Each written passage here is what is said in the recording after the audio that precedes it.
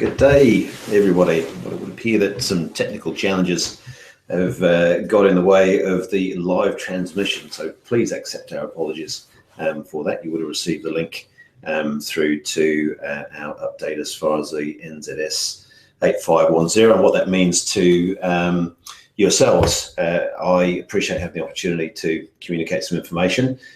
We set up 5 years ago, as you know. Our purpose was to reduce the harm caused to people by meth-affected property, and to that end, being part of the New Zealand Standards Committee was a key part of that process. So we were willing participants. What we'll do is take you into the presentation, and this time it should work effectively. And there's a few questions that we received.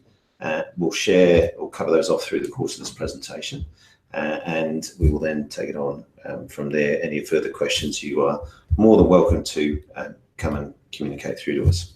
So what we're going to cover off through this session is to set some context around the standard itself.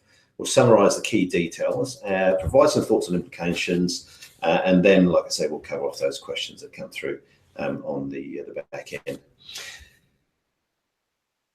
To this standard, it has received a little bit of media attention. What's not necessarily come through is that the New Zealand standard was meth industry led.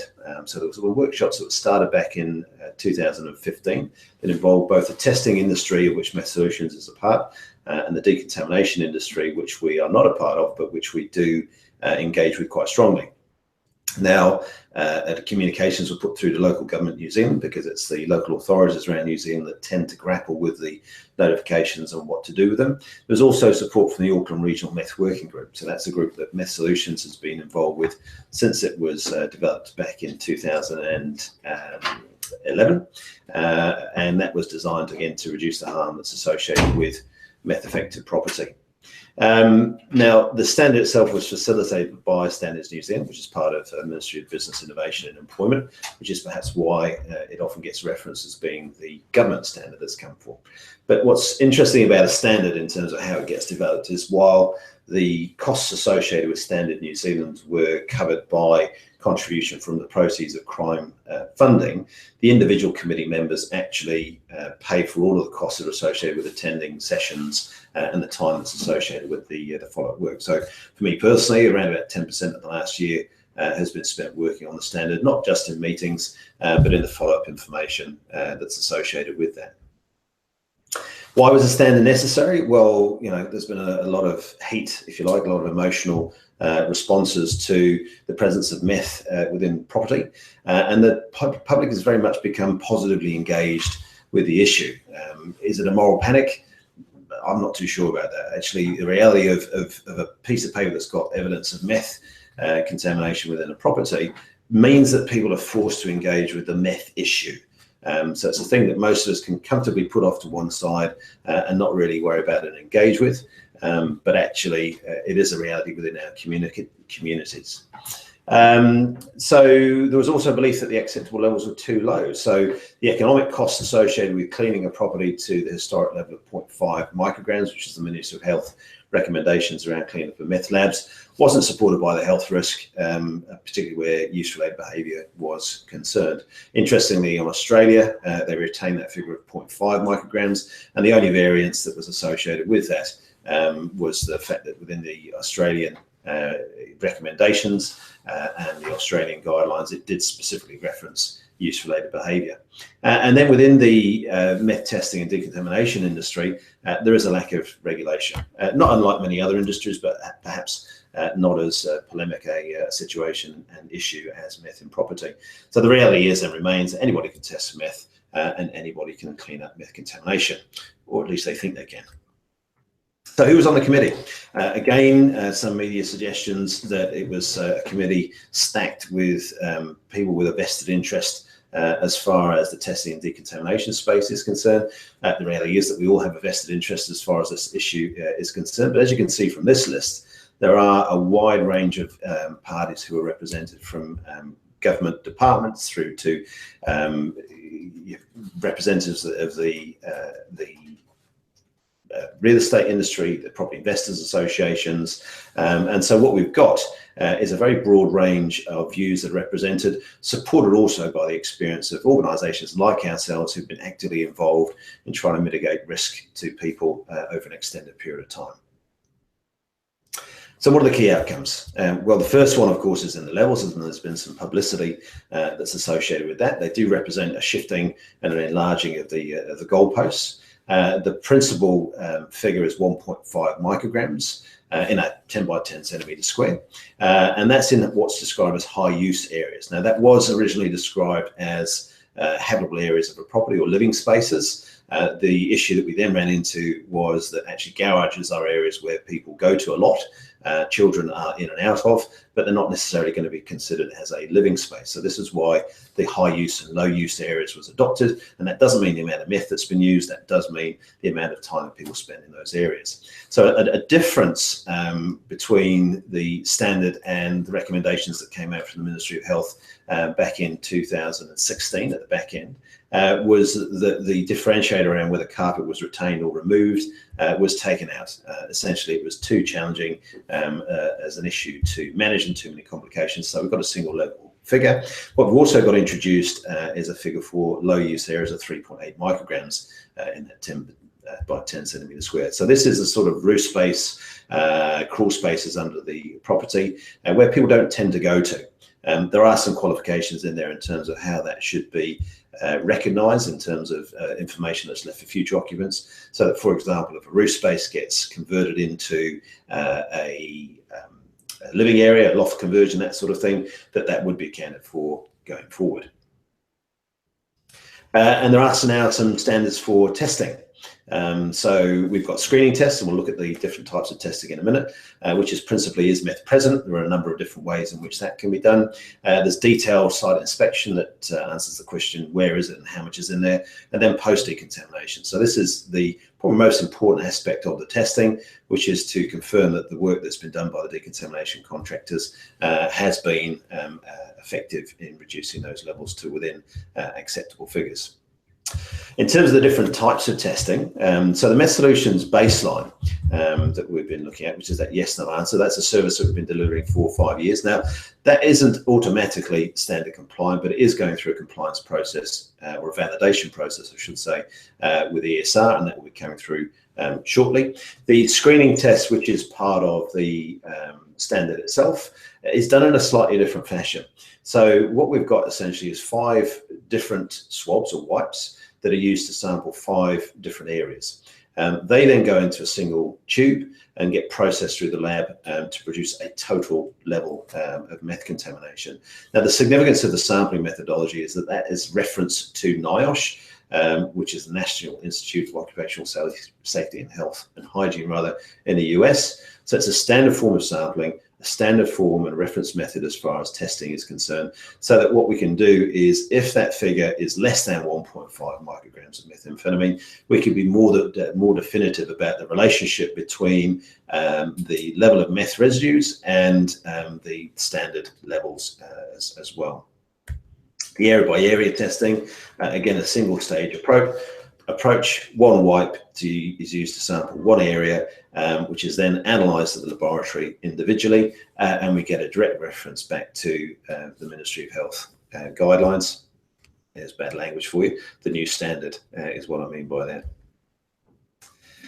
The other type of sampling and lab analysis that's allowed for within the standard is a lab composite. Now, this is one of those services that a lot of people think is the answer to everything, and it has some merit, but it also has some challenges that are associated with it. So with the lab composite approach, what happens is that up to 10 samples are used to sample individual areas. Then those samples are sent off individually to the laboratory, and in stage 1, what the laboratory does is take a small piece and an equal amount from each of those samples and analyzes those to produce an average result. That average is then referenced against a revised standard figure, and if necessary, those samples can be processed individually. Now, as I say, it's not the answer to everything, because when it comes to being used for pre-decontamination assessment, there's some additional work that needs to be done, but there may be some merit in using that sort of approach where they're identified as being very low levels that people just want to know where it is, rather than being too worried about the decontamination side of things. But again, all of those services that are required or allowed for under the standard, MethSolutions is in a position to deliver. There are outcomes for testers as well. So at the screening testing stage, there is a requirement, whether it be an organisation like ourselves or for individual landlords who want to be able to use these test kits and rely on them, to be able to demonstrate that they've undergone some training. Now, the challenge for everybody is that at the moment, that training doesn't exist. The pressure to get the standard out has meant that it has outpaced the ability of the system to provide the support and the qualifications that exist in this space. The upside for people who are working with MethSolutions is that all of our certified samplers have been through a structured training program and are supported on an ongoing basis, both by quality control and quality assurance processes and by ongoing support and information on the specifics as far as sampling is concerned. At the detailed site inspection and post-decontamination stage, what the standard has required or will be requiring going forward is that the body, so the business, the entity that is associated with provision of those services is accredited. And what that means is that you've got an outside oversight as far as your systems and processes, and there's an independent sign-off of those. So that's a process that we have started. It's not a cheap one. It's sort of a $50,000 to $100,000 journey to get to the outcome of that accreditation process. But that was included in the standard because the prime driver, as we've noted earlier on, was a sense of uncertainty around the quality of service provision. So our systems and processes are going through a process of being formally accredited, but we've aligned those with what we know and understand to be the accreditation requirements as far as the standard is concerned. There are now some clearer guidelines around decontamination. Again, they're going to be driven by the revised levels. There is some guidance within the standard in terms of how works would be completed, so the sort of actions that could be taken. But there's only a limited amount that can be done there because, if you like, trying to account for all approaches is incredibly hard to do. There's recommendations around training, but again, the extent of the training that exists is very, very limited. That which is out there, reports back on that, is that it's of limited value in terms of the amount of information that it provides. So you do have a situation where we believe further guidance is required, and we certainly are encouraging people within the industry to engage more effectively to provide more clear guidance, particularly to owners of property in terms of what they should expect and some of the questions that they can ask of those people who are quoting. So I think it's worth saying that the standard is a very, very positive step in the right direction, but we really shouldn't consider it to be a magic bullet. There are levels of certainty around decision-making have increased. It was pretty clear under the old Ministry of Health guidelines, very uncertain over the last 8 to 12 months. Now we've got much more certainty back. So that helps people when it comes to knowing that they should or should not be making decisions around something. But it doesn't stop people from using methamphetamine. So the problem is going to be an ongoing one. There should be an improved standard, quality and standard of the service offering. But again, the reality is the standard itself is voluntary. So, for example, does it apply in your area? You would still need to check with the local authority, the local council that has responsibility for making that decision. Again, the extent to which service quality and service provision improves in the business, in the industry that we're involved with, that really relies on the customer, the end user, the people who are engaging with these services, making good choices about the organisations that they work with. Do they provide training? Do they have insurances in place? Have they got a strong track record? And to a point, there will be greater clarity in terms of what to expect. But as we included that note on the blog, the potential for points of difference does remain. The backstory to this particular picture that you're looking at now is a property that was known to have a meth contamination issue. Knowing that that was the case and knowing that different materials react in different ways, what we did was to grab 5 samples from principally an area of 1 by 1 square metre, but different material types. And as you can see, the range and readings from those materials can be 100-fold difference, even more than that. And therefore, the sample site selection that's associated with a meth test has a profound impact, or has the potential to have a profound impact on the results that people experience. Every single one of those results is correct for the area that was sampled. But if you just chose one area to sample, rip everything out. If you chose another area to sample, don't worry about doing anything. And that's the sort of thing that can create confusion. So one of the things that we'll be encouraging people to do who do have a challenge, and it's certainly listed and referred to in the standard, is to consider in certain areas within the property taking a spread of samples from material types like this, so that we can understand the relativity between different material types, and we can then provide people with a much clearer sense in terms of what they should be doing as far as remediation is concerned. In that way, the principal risk and the principal harm of health, safety and well-being can be managed, but a very important issue, which is the economics, can also be effectively managed as well.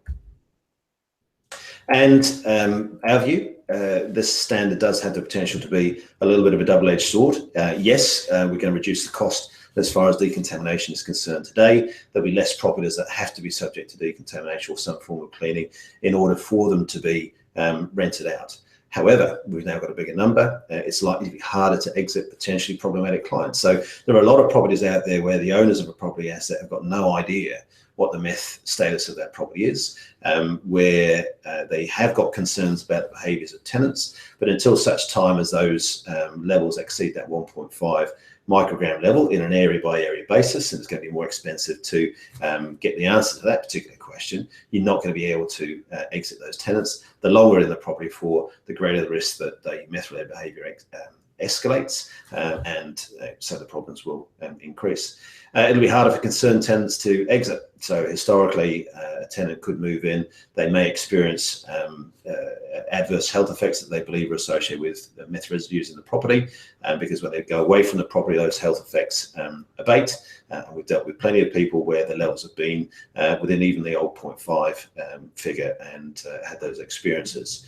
It's likely to be harder to hold people accountable. So even if you've got a baseline reading in your property, when the figure of the bright line figure of 1.5 micrograms, they spread that across the whole property, and what you're going to end up with is a total amount that will be a reasonably significant number.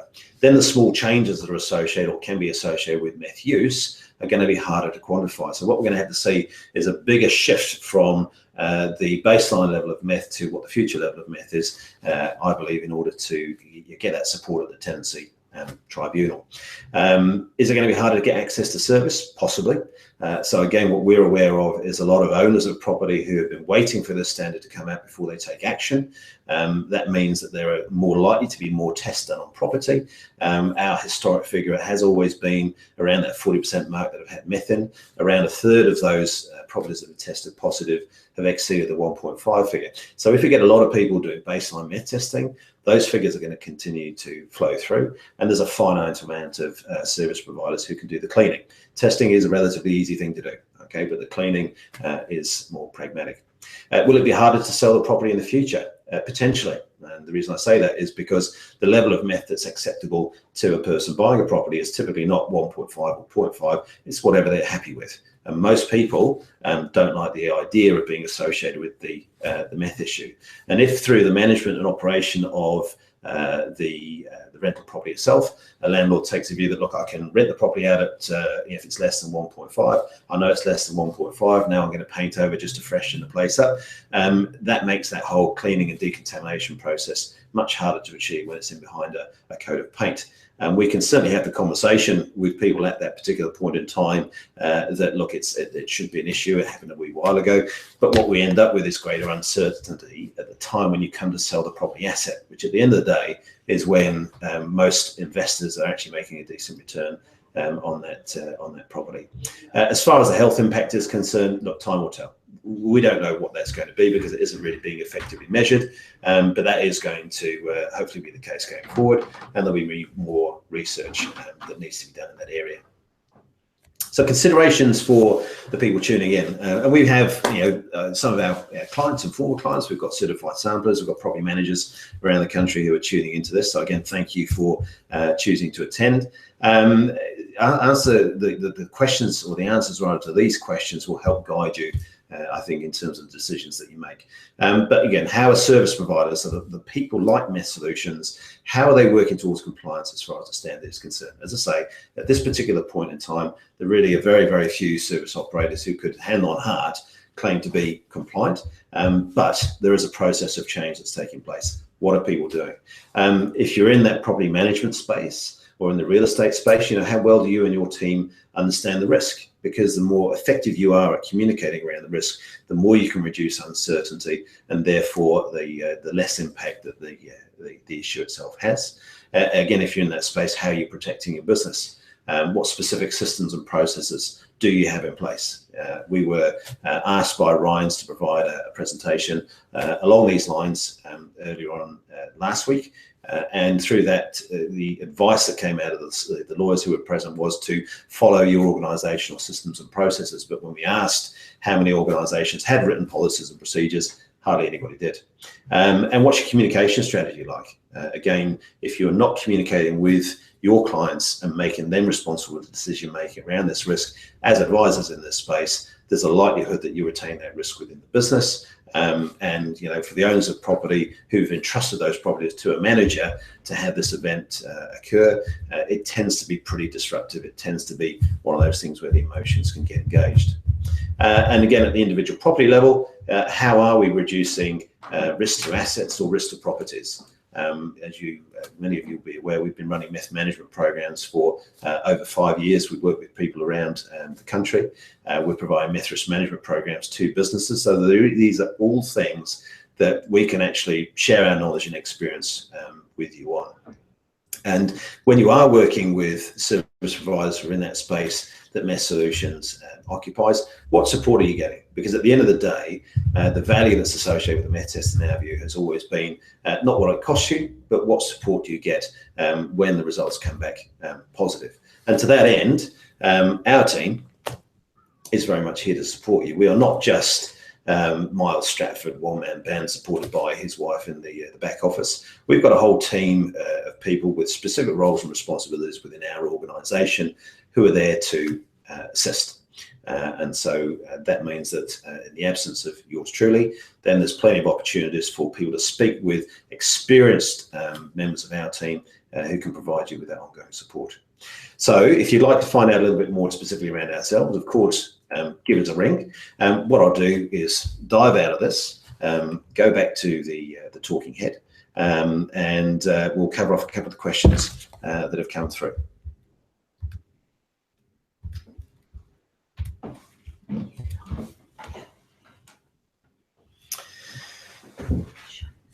Okay, so a couple of questions that came through. Does the new standard make a difference to the alarms that we have installed? So these are the meth miner alarms that are specifically there to look for the chemicals associated with meth being manufactured. So to that end, no, they don't. The only difference that the standard makes really is that if meth residues are identified in the property, you're in a situation where those levels now have to exceed a higher threshold before you can actually exit the tenant.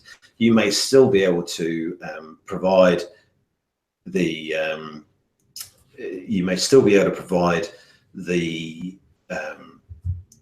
tenancy tribunal with some evidence that is going to cover off the ability to hold those tenants responsible for damage, because at the end of the day, meth residues do tend to affect the response that people have, but it won't affect the meth miner itself.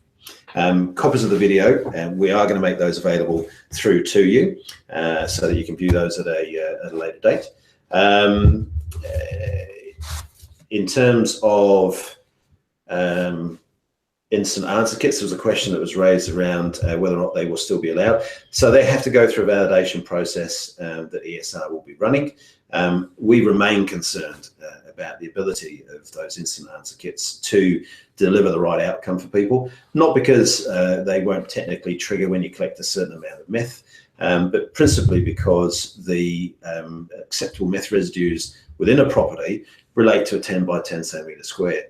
The NIOSH approach, using a cotton swab about this big, is to go over that area 3 times. Try going over that 10 by 10 centimetre square with a cotton bud just once. it's very, very challenging. So time will tell as to how many of those kits get validated. But what we do know, like we say, is that the whole issue of meth contaminated property, the understanding that sits around it has improved as far as the standard itself is concerned, and it is a very positive step in the right direction.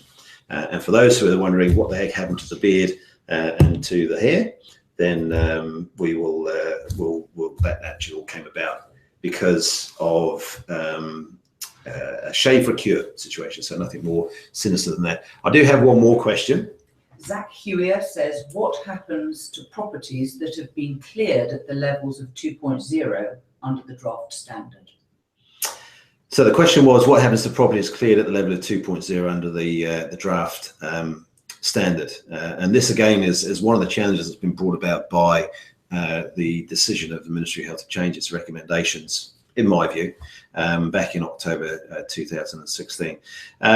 What I suggest you do, Zach, is give us a ring and we can talk about the specifics. What I would be looking at is, okay, what was the start point? All right, so how high were the initial levels? And then what was achieved as far as cleaning of things like walls, etc., is concerned, and what was done as far as cleaning of carpet is concerned.